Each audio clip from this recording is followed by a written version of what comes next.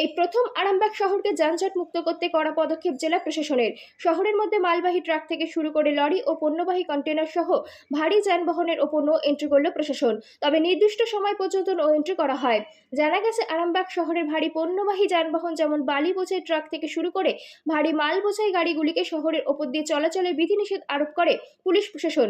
হুগলি জেলা প্রশাসনের জেলা শাসক ও হুগলি রুরাল এসিপির নির্দেশে শহরের মধ্যে একদিকে যানজট মুক্ত করার পাশাপাশি দুর্ঘটনা বন্ধ করতেই এই উদ্যোগ নেওয়া হয়। সেই মতো এই দিন সকাল 8টা থেকেই পুলিশ নো এন্ট্রি শুরু করে শহরে ঢোকার বেশ কয়েকটি জায়গা থেকে। পুলিশ সূত্রে জানা গেছে, জয়রামপুর থেকে শুরু করে কালীপুর, গির্জাতলা, নৈশরাই এলাকায় নো এন্ট্রি করা হয়। এই দিন থেকে আরামবাগ শহরে সকাল 9টা থেকে দুপুর 12টা, আবার বিকেল 4টে থেকে রাত 8টা পর্যন্ত শহরের ওপর দিয়ে পণ্যবাহী যানবাহন চলাচল নিয়ন্ত্রণ করা হয়েছে। এই দিন সকালে আরামবাগের গির্জাতলা, নৈশরা, জয়রামপুর সহ কয়েকটি জায়গায় নাকা চেকিং করা হয়েছে। 24 আওয়ার্স আরামবাগের রিপোর্ট।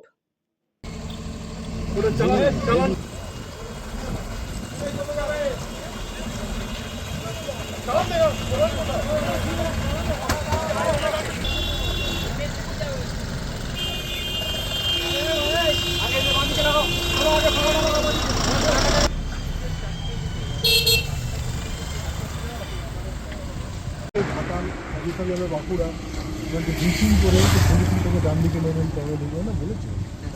ঠিক আছে, চালান দেখে নেবে, চালান দেখে নিয়ে ব্রিফিং করে ডান দিকে যারা যাবে ছেড়ে দেবে। আর 12টার পরে যখন উঠবে তখন দুটো করে গাড়ি যাবে, তাহলে আবার টাউনটা দেখা দিতে গেলে আছে 9টা দিয়ে 12টা অবধি আমরা আটকে রেখেছি এরকমভাবে। এতে তো আপনাদের সমস্যা হতো। সমস্যা তো আছে, এরকম রেগুলার যদি এরকম সিস্টেম করে তাহলে কীভাবে চলবো রাস্তাঘাটে? প্রতিদিন এরকম কিছু না কিছু এটা অন্যায় করেই যাচ্ছে এরা। আমরা বুঝে সহ্য করছি, কোনো উপায় নেই আমাদের হাতে। কোথা থেকে আসছেন? আসছি কলকাতা দিয়ে, কোথায় যাবেন? যাবো বাঁকুড়া। কতক্ষণ দাঁড়িয়ে আছেন? দাঁড়িয়ে আছি ঘন্টাখানেক হয়ে গেল। কি বলছে? বলছে আজ থেকে নাকি নিয়ম চালু করেছে 9টা দিয়ে 12টা অবধি। আপনার নাম?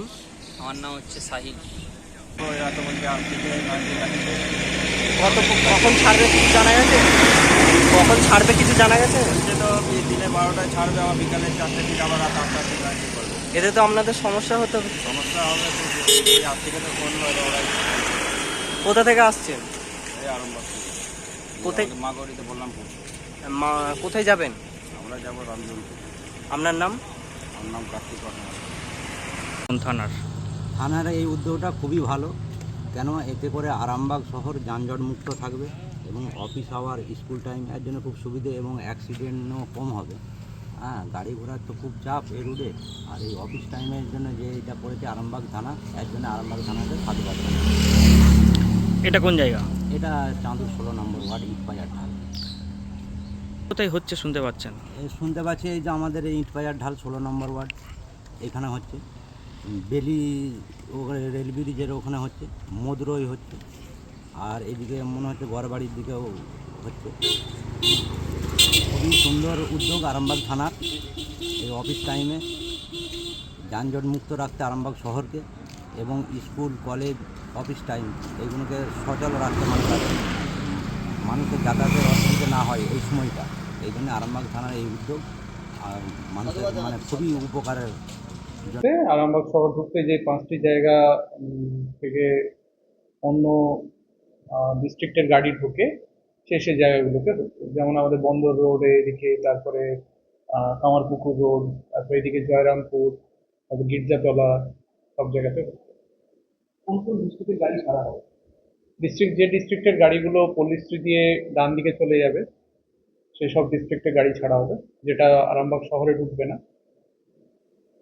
সাধারণ মানুষ বলতে অবশ্যই এটা সাধুবাদ জানিয়ে, কিন্তু কতদিন করবেন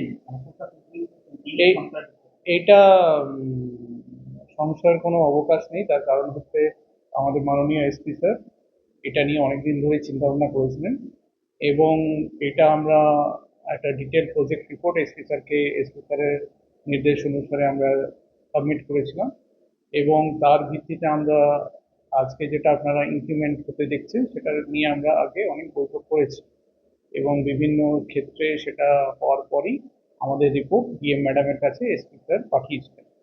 তার ভিত্তিতেই এটা একটা হেভি গুডস ভেহিকল রেস্ট্রিকশন অর্ডারটা আসে। স্যার এই যে লম্বা লাইন পড়ে যাবে কিভাবে অন্যদিকে পার্সেল করাবেন না? লম্বা লাইন পড়বে না, তার কারণ হচ্ছে মানুষ যখনই যারা ট্রান্সপোর্টার আছে কোল্ড স্টোরেজ কিংবা রাইস মিলার, তারা তাদের সাথে আমাদের যেহেতু বৈঠক হয়ে গেছে অলরেডি, এবং মেজর ট্রান্সপোর্টার্স যারা, তারা এই সময়টা অ্যাভয়েড করবে। আস্তে আস্তে এটা প্রথম দিকে একটু অ্যাওয়ারনেস হতে একটু দেরি হবে, এবং তারপরে আস্তে আস্তে স্ট্রিমলাইন হয়ে যাবে। এবং আমরা পেরিশেবল গুড, পোলট্রি, তারপরে অত্যাবশ্যকীয় যেগুলো পণ্যগুলো আছে, এসেনশিয়াল কমোডিটিস যেমন গ্যাস, পেট্রোল, ডিজেল, দুধের গাড়ি, এগুলো সব এগুলোর আওতার বাইরে থাকে। তখন দুটো শিফটে করা হচ্ছে, সকালবেলা এবং মূলত বিকেলবেলা। এবং এই সময়টা এই জন্যই করা হয়েছে কেন কি স্কুল গোয়িং কিংবা কলেজ গোয়িং কিংবা অফিস গোয়িং যে সময় যানজটটা ম্যাক্সিমাম হয়, সেটাকে অ্যাভয়েড করার জন্য এটা করা হয়েছে। এবং এর দ্বারা যেটা হতে চলেছে সেটা হচ্ছে আরামবাগ হসপিটাল, যে ইমার্জেন্সি সার্ভিস যেটা আছে সেটা এই সময়টাতে ম্যাক্সিমাম আসে।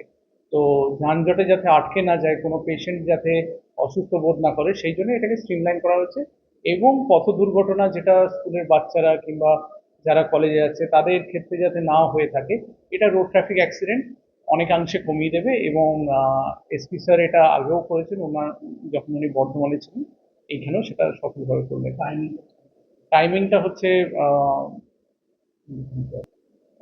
যে টাইমটাতে মূলত এই অফিসের চাপটা থাকে কিংবা স্কুলের চাপটা থাকে, সেটা হচ্ছে সকাল 9টা থেকে 12টা এবং বিকেল 4টে থেকে 8টা।